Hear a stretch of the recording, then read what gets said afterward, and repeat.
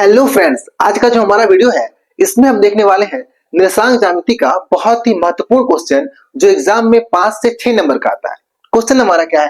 Question है सिद्ध कीजिए कि बिंदुएं A 1,-1, B 5,2 और C 9,5 संरेख है। यानी कि यहाँ पे 3 बिंदु है और हमको सिद्ध करना है कि तीनों बिंदु क्या है? संरेख है। ठीक है, और इसको सिद्ध करना है दो बिंदुओं के बीच की जो दूरी निकालने का सूत्र होता है उस सूत्र के माध्यम से। देखिए क्या होता है ना कि हम लोग को पता ही नहीं होता है कि आखिर संरेख क्या होता है, इसके बाद से 3 बिंदु संरेख कब होंगे। ठीक है, और इसको सिद्ध कैसे किया जाता है, इसमें क्या करना पड़ता है, ये हम लोग को पता ही नहीं रहता है। इसलिए हम क्या करते हैं, इसको याद करते हैं, रट्टा मारते हैं और एग्जाम में जाके भूल जाते हैं। तो ऐसा नहीं करना है। ठीक है, इसलिए हम क्या करेंगे, आज सबसे पहले हम जानेंगे कि संरेख क्या होता है, इसके बाद से 3 बिंदु संरेख कब होंगे और इसको हल करने का तरीका क्या होता है, हम कैसे इसको हल करेंगे। ठीक है, इसको हल करने के लिए हमको क्या करना पड़ेगा, ये सारी बातें हम जानेंगे, फिर इसको हल करेंगे। ठीक है, तो चलिए सबसे पहले हम जानेंगे कि संरेख क्या होता है। ठीक है, देखिए मान लीजिए कि यहाँ पे एक ऐसा लाइन है। ठीक है, और इस लाइन पे ऐसा 3 बिंदु स्थित है। ठीक है, ऐसे 3 बिंदु स्थित है, तो हम कह सकते हैं कि तीनों बिंदु क्या है? संरेख है, क्योंकि तीनों बिंदु एक ही लाइन पर स्थित है, एक ही रेखा पर स्थित है, तो तीनों बिंदु क्या है? संरेख है। यानी कि अगर तीनों बिंदु एक ही लाइन पर स्थित हो तो हम कहेंगे कि तीनों बिंदु क्या है? संरेख है। समझ रहे हैं? कोई दिक्कत नहीं यहाँ तक? ठीक है, चलिए अब हम देखेंगे कि 3 बिंदु संरेख कब होंगे। ठीक है, देखिए मान लीजिए यहाँ पे कोई एक बिंदु है और यहाँ पे कोई एक बिंदु है और यहाँ पे कोई एक बिंदु है। ठीक है, तो इसको हमने ए मान लिया, इसको हम मानेंगे बी और इसको मानेंगे सी। अब अगर इसको हम ऐसे मिला देते हैं तीनों बिंदुओं को तो ये एक त्रिभुज बन गया। ठीक है, अब ध्यान से देखिए, अगर हम इस बिंदु को यानी कि बिंदु बी को अगर हम इस लाइन की तरफ सरकाने की कोशिश करें तो क्या होगा, इसको हम यहां से सरका के यहां पे ला देते हैं। ठीक है, अब जो त्रिभुज बनेगा वो इस प्रकार बनेगा, देखिए ऐसे बनेगा और ये बी बिंदु यहाँ पे आ गई। ठीक है, तो जो भुजा था ना यहाँ पे इतना बड़ा था, वो भुजा यहाँ पे आके इतना छोटा हो गया और ये जो भुजा था इतना बड़ा यहाँ पे आके इतना छोटा हो गया। ठीक है, अब इसको हम थोड़ा सा और सरकाते हैं, यहाँ पे लाते हैं। ठीक है, ये बिंदु को हम यहाँ पे लाते हैं। अब जो त्रिभुज बनेगा वो इस प्रकार बनेगा, है ना। तो अब जो भुजा थी यहाँ पे इतना बड़ा, ये यहाँ पे आके इतना छोटा हो गया और ये भुजा इतना बड़ा था, यहाँ पे आके इतना छोटा हो गया। तो ऐसे अगर हम सरकाते जाएं तो ये बिंदु ना एक स्थिति ऐसी होगी कि इस लाइन पे आ जाएगी, है ना, इस लाइन पे यहाँ पे आ जाएगी, बिंदु बी यहाँ पे आ गई। ठीक है, अब क्या होगा, अब तीनों बिंदु एक ही लाइन पे स्थित हो गए। ये जो बिंदु बी है ना, ये जो बिंदु बी है इस लाइन पे आ गई। अब तीनों बिंदु एक ही लाइन पे स्थित हो गए तो क्या कहेंगे हम, तीनों बिंदु संरेख है ना। तीनों बिंदु क्या हो गई? संरेख हो गई। अब ये संरेख कब हुई? ध्यान से देखिए, देखिए ये बिंदु बी यहाँ पे थी, यहाँ पे आ गई और ये जो भुजा यहाँ पे इतना बड़ा था, ये भुजा यहाँ पे आ गया। ठीक है, और ये जो भुजा था यहाँ पे इतना बड़ा, ये भुजा यहाँ पे आ गया। यानी कि तीनों जो भुजाएं है ना एक के ऊपर एक हो गई ना, एक के ऊपर एक हो गई।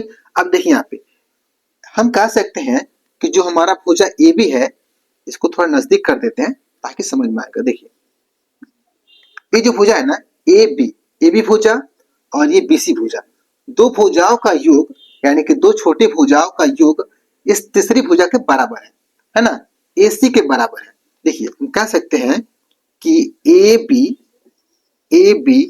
प्लस बी सी बराबर क्या होगा? ए सी के बराबर होगा ना, ए सी के बराबर होगा ए सी। यानी कि दो छोटी भुजाओं का योग अगर तीसरी भुजा का बराबर हो जाए तो बिंदु कैसी होगी? संरेख होगी ना। जब दो छोटी भुजाओं का योग तीसरी भुजा के बराबर हो जाए तो क्या हो जाएगी? बिंदु संरेख हो जाएगी। तो हम कह सकते हैं त्रिभुज के दो भुजाओं का योग जब तीसरी भुजा के बराबर हो जाए तो बिंदु कैसी होंगी? संरेख होंगी। ठीक है, देखिए अगर हम इस भुजा को इधर लेके जाए तो यही कंडीशन होगा। अगर इस भुजा को हम यहाँ पे लेके जाएं तो क्या हो जाएगा, इन दोनों भुजाओं का योग इसके बराबर हो जाएगा, तो क्या हो जाएगी, बिंदु संरेख होगी। या फिर इस भुजा को हम यहाँ पे लेके जाएं तो क्या हो जाएगा, इन दोनों भुजाओं का योग इसके बराबर होगा, तो भी हमारा बिंदु संरेख होंगे, है ना। तो इसका मतलब हम कह सकते हैं कि त्रिभुज के किसी भी दो भुजाओं का योग, किसी भी दो भुजाओं का योग अगर तीसरे भुजा के बराबर हो जाए तो बिंदु कैसी होंगी, संरेख होंगी। ठीक है, तो इसीलिए हम क्या करते हैं, जब भी हमको संरेख सिद्ध करना होता है तो तीनों बिंदुओं के बीच की दूरी ज्ञात करते हैं। क्या करते हैं, हम तीनों बिंदुओं के बीच की दूरी ज्ञात करते हैं, और अगर दो छोटी दूरियों का योग एक बड़ी दूरी के बराबर हो जाए तो हम क्या कहते हैं, बिंदु संरेख है। ठीक है, दो छोटी दूरियों का योग तीसरी दूरी के बराबर हो जाए, यानी कि बड़ी दूरी के बराबर हो जाए, तो हम क्या कहते हैं, बिंदु संरेख है। कैसे, देखिए, मान लीजिए यहाँ पे तीन बिंदु है और हमको सिद्ध करना है कि तीनों बिंदु संरेख है। तो सबसे पहले हम क्या करेंगे, यहाँ पे लिखेंगे बिंदु ए, बिंदु बी और बिंदु सी। ठीक है, इसके बाद हम क्या करेंगे, इन तीनों बिंदुओं के बीच की दूरी ज्ञात करेंगे। तो पहले ए से बी के बीच की दूरी ज्ञात करेंगे, फिर बी से सी के बीच की दूरी ज्ञात करेंगे, फिर सी से ए के बीच की दूरी ज्ञात करेंगे। ठीक है, और अगर मान लीजिए ये हमारा 2 हो गया, ये भी 2 हो गया, यानी कि इनके बीच की दूरी 2 हो गई और इनके बीच की दूरी 2 हो गई, और ये हमारा 4 हो गया। ठीक है, तो दो छोटी दूरियों का योग एक बड़ी दूरी के बराबर हो गई, तो हम क्या कहेंगे, तीनों बिंदु संरेख है। ठीक है, यहाँ पे दो छोटी दूरी है और इनका योग एक बड़ी दूरी के बराबर है, तो हम क्या कहेंगे, बिंदु संरेख है। या फिर मान लीजिए कि ये हमारा 4 हो गया, ये हमारा 4 हो गया और ये 4 है, और ये हमारा हो गया 8। ठीक है, ये हो गया 8, तो अब भी क्या है, अब भी बिंदु संरेख है, क्योंकि दो छोटी दूरियों का योग इसके बराबर है, एक बड़ी दूरी के बराबर है, तो क्या कहेंगे हम, बिंदु संरेख है। समझ रहे हैं, यानी कि किसी भी दो छोटी दूरियों का योग अगर बड़ी दूरी के बराबर हो जाए तो हम क्या कहेंगे, बिंदु संरेख है। ठीक है, तो चलिए इसी तरीका से हम इसको सिद्ध करेंगे। ठीक है, और अगर दो छोटी दूरियों का योग बड़ी दूरी के बराबर हो जाएगा तो हम कहेंगे बिंदु संरेख है। ठीक है, तो सबसे पहले हम क्या करेंगे, इन तीनों बिंदुओं के बीच की दूरी ज्ञात करेंगे। ठीक है, जब भी संरेख सिद्ध करना हो तो सबसे पहले हम क्या करते हैं, तीनों बिंदुओं के बीच की दूरी ज्ञात करते हैं। ठीक है, और अगर दो छोटी दूरियों का योग एक बड़ी दूरी के बराबर हो जाए तो हम कहेंगे कि बिंदु क्या है, संरेख है। ठीक है, तो चलिए इसको हल करते हैं और इसके माध्यम से इसको और भी बेहतरीन तरीका समझते हैं। ठीक है, तो सबसे पहले हम क्या करेंगे, सबसे पहले इन तीनों बिंदुओं को यहाँ पे नोट करेंगे। ठीक है, बिंदु ए, ये हमारा क्या है, ए है 1, -1।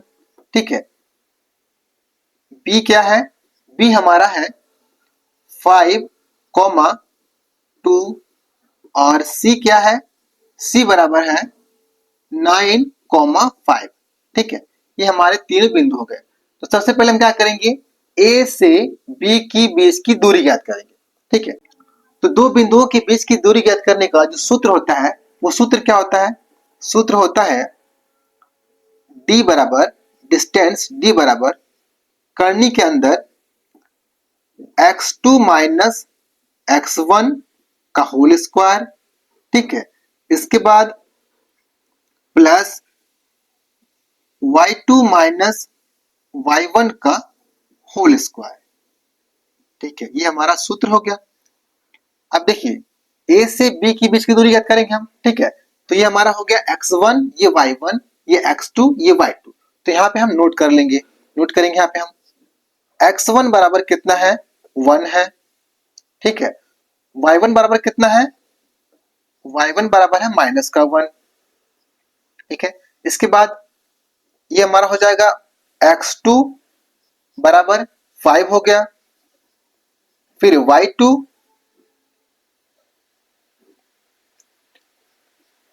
बराबर कितना हो गया, ये y1 है, ये y1 है, ये y2 बराबर 2 हो गया। ठीक है, अब क्या करेंगे, हम इन सभी मानों को इस सूत्र में रखेंगे और हल करेंगे। ठीक है, देखिए a से b की बीच की दूरी याद कर रहे हैं, तो यहाँ पे लिखेंगे हम a b बराबर करनी के अंदर x2 माइनस x1। तो x2 का मान कितना है, x2 बराबर है 5, तो हमने 5 लिखा, फिर माइनस x1, x1 का मान कितना है, 1 है, तो 1 लिखा, सबका होल स्क्वायर, फिर प्लस दूसरे कोष्टक में y2 माइनस y1, y2 कितना है, y2 है 2, ठीक है, फिर माइनस y1, y1 कितना है, -1 है। तो जब भी हम माइनस अंक रखते हैं ना तो उसको हम कोष्टक में करते हैं, तो यहाँ पे कोष्टक में माइनस का 1, ठीक है, और सबका होल स्क्वायर, ठीक है। अब इसको हम हल करेंगे, देखिए यहाँ पे ए बी बराबर करने के अंदर देखिए 5 में से 1 घटाएंगे तो कितना होगा, 4 होगा, और 4 का स्क्वायर कितना हो जाएगा, 4 चौका 16, तो यहाँ पे 16 हो गया। फिर प्लस, अब यहाँ पे देखिए, यहाँ पे ना ये 2 है और ये माइनस है और कोष्टक के अंदर -1 है, ठीक है, तो जब कोष्टक खुलेगा तो माइनस माइनस क्या हो जाएगा, प्लस हो जाएगा, ठीक है। तो 2 में 1 जुड़ेगा तो कितना हो जाएगा, 3 हो जाएगा, और 3 का स्क्वायर 3 तिहाई 9, तो 9 हो गया, ठीक है। 3 का स्क्वायर कितना होता है, 3 गुणे 3, 3 तिहाई 9, तो 9 हो गया। अब इन दोनों को हम जोड़ेंगे तो कितना होगा, देखिए ए बी बराबर, इन दोनों को हम जोड़ेंगे तो कितना होगा, 16 और 9 25 होगा, तो 25 करनी के अंदर 25 हो गया, और 25 को जब हम करनी से बाहर निकालेंगे तो कितना हो जाएगा, 5 हो जाएगा, होगा। 25 को हम क्या लिख सकते हैं, 5 5 25, यानी 5 गुणे 5, है ना। और करनी के अंदर जब एक ही अंक का 2 बार गुना होता है तो जब बाहर निकलता है तो केवल एक अंक बाहर निकल जाता है ना, तो क्या हो जाएगा, केवल 5 हो जाएगा। देखिए ऐसे इसको समझ लीजिए, करनी के अंदर 25 को हम लिख सकते हैं 5 गुणे 5 लिख सकते हैं, ठीक है। करनी के अंदर एक ही अंक का 2 बार गुना हुआ है तो जब बाहर निकलेगा तो केवल एक 5 बाहर निकल जाएगा, तो ये हो जाएगा 5, ठीक है। तो यहाँ पे हो गया 5, 5 इकाई, क्या होगा, इकाई, ठीक है, 5 इकाई या 5 मात्रक, ठीक है, इतना हो गया।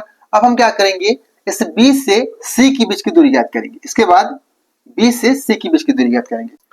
तो अब हम B से C की बीच की दूरी ज्ञात करेंगे, तो ये हो जाएगा हमारा x1, ये y1, ये x2, ये y2, ठीक है। तो यहाँ पे हम नोट कर लेंगे x1 बराबर कितना होगा, 5 होगा, ठीक है, और y1 बराबर कितना होगा, 2 होगा, ठीक है। इसके बाद x2 बराबर कितना होगा, 9 होगा, और y2 बराबर कितना होगा, 5 होगा, ठीक है। अब क्या करेंगे, हम इन सब मानों को हम इस सूत्र में रखेंगे और हल करेंगे, ठीक है। तो B से C की बीच की दूरी ज्ञात कर रहे हैं, तो यहाँ पे लिखेंगे हम, BC बराबर करनी में x2 माइनस x1, तो x2 का मान कितना है, x2 बराबर है 9, तो 9 माइनस x1 का मान कितना है, 5 है, तो 5 का होल स्क्वायर, ठीक है। इसके बाद y2 माइनस y1, ये प्लस होगा, फिर y2 माइनस y1, तो y2 का मान कितना है, y2 बराबर हमारा है 5, तो y2 माइनस y1 का मान कितना है, 2 है, तो हमने 2 लिखा, फिर सबका होल स्क्वायर, ठीक है।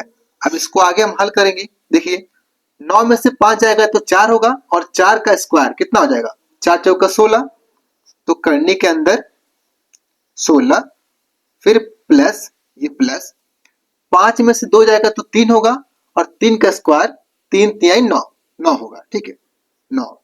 इसके बाद आगे हल करेंगे, 16 और 9 कितना हो जाएगा, 25 होगा, तो करने के अंदर 25, और 25 को हम बाहर निकालेंगे करने से तो क्या हो जाएगा, 5 हो जाएगा, तो ये भी हमारा हो गया 5 इकाई, ठीक है, 5 इकाई। BC भी हमारा हो गया 5 इकाई, ठीक है। अब क्या करेंगे हम, अब C से A की बीच की दूरी ज्ञात करेंगे, यानी कि AC ज्ञात करेंगे, ठीक है, AC। तो यहाँ पे लिखेंगे हम AC की बीच की दूरी ज्ञात कर रहे हैं, ठीक है। तो ये हमारा हो जाएगा x1, और ये होगा y1, ये हो जाएगा हमारा x2, ये y2, ठीक है। तो यहाँ पे लिखेंगे हम x1 बराबर 1, ठीक है, फिर y1 बराबर -1, फिर x2 बराबर 9, ठीक है, और y2 बराबर 5 हो गया, ठीक है। अब क्या करेंगे, हम यहाँ पे लिखेंगे AC की बीच की दूरी ज्ञात कर रहे हैं, A से C की बीच की दूरी ज्ञात कर रहे हैं, तो लिखेंगे हम AC और बराबर करनी में इन सभी मानों को हम इस सूत्र में रखेंगे। ठीक है, तो क्या होगा देखिए, x2 माइनस x1, तो x2 का मान कितना है 9 है, तो 9 लिखा हमने। फिर माइनस x1, x1 का मान कितना है, x1 बराबर है 1, तो 1 लिखा सबका होल स्क्वायर। फिर plus y2 minus y1, y2 का मान कितना है 5 है, तो 5 लिखा। फिर माइनस y1 कितना है, y1 है माइनस का 1, तो जब माइनस अंक रखते हैं ना तो उसको हम कोष्टक में करते हैं, तो माइनस का 1 सबका होल स्क्वायर। ठीक है, अब इसको आगे हम हल करेंगे तो क्या होगा देखिए, 9 में से 1 जाएगा तो कितना होगा 8 होगा, और 8 का स्क्वायर 8 8 64, कितना होगा 64, 64। ठीक है, इसके बाद फिर प्लस, यहाँ पे देखिए यहाँ पे माइनस है और कोष्टक के अंदर क्या है माइनस का 1 है, तो जब कोष्टक खुलेगा तो माइनस और माइनस प्लस हो जाएगा, तो 5 और 1 6 हो जाएगा, और 6 का स्क्वायर 6 36 होगा, तो यहाँ पे हो जाएगा 36। ठीक है, अब इन दोनों को हम जोड़ेंगे तो कितना हो जाएगा 64 और 36 100 हो जाएगा 100। ठीक है, और 100 को जब हम बाहर निकालेंगे तो क्या हो जाएगा, ये हमारा हो जाएगा 10 होगा 10। देखिए करनी के अंदर 100 है तो इसको हम क्या लिख सकते हैं, 100 को हम लिख सकते हैं 10 गुणे 10, और करनी के अंदर जब एक ही अंक का 2 बार गुना होता है तो जब बाहर निकलता है तो केवल एक अंक बाहर निकलता है, यानी कि 10 बाहर निकल जाए। ठीक है, तो ये हमारा हो जाएगा AC बराबर 10 हो जाएगा। क्या हो जाएगा, AC बराबर 10 इकाई। ठीक है, अब ध्यान से यहाँ पे देखिए, यहाँ पे हमने निकाला AB बराबर कितना है, AB बराबर 5 है, और यहाँ पे BC बराबर 5 है, और यहाँ पे AC बराबर 10 है, यानी कि दो छोटी दूरियों का योग अगर हम देखें तो इस बड़ी दूरी के बराबर है, तो हम कह सकते हैं कि बिंदु क्या है, समरेख है ना। देखिए तो यहाँ पे हम लिखेंगे, यहाँ पे क्या लिखेंगे हम, AB प्लस BC बराबर AC है ना, ये हमारा 5 है AB, और प्लस BC भी क्या है, BC भी 5 है, बराबर AC कितना हमारा है, AC 10 है ना। तो AB प्लस BC बराबर AC क्या है, दो छोटी दूरियों का योग एक बड़ी दूरी के बराबर है, तो हम कह सकते हैं कि AB प्लस BC बराबर AC। अतः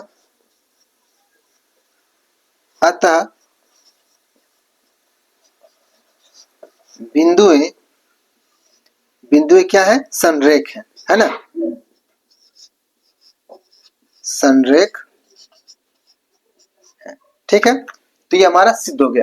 तो संरेख सिद्ध करने के लिए सबसे पहले हम क्या करते हैं, तीनों बिंदुओं के बीच की दूरी ज्ञात करते हैं, और लास्ट में अगर कोई भी दो छोटी दूरियां बड़ी दूरी के बराबर हो जाए तो हम क्या कहते हैं, बिंदु संरेख है। ठीक है, तो इस वीडियो में इतना है फ्रेंड्स। अगर आपको वीडियो पसंद आए तो वीडियो को लाइक करें और चैनल को सब्सक्राइब करें और शेयर करना बिल्कुल ना भूलें। Thank you friends.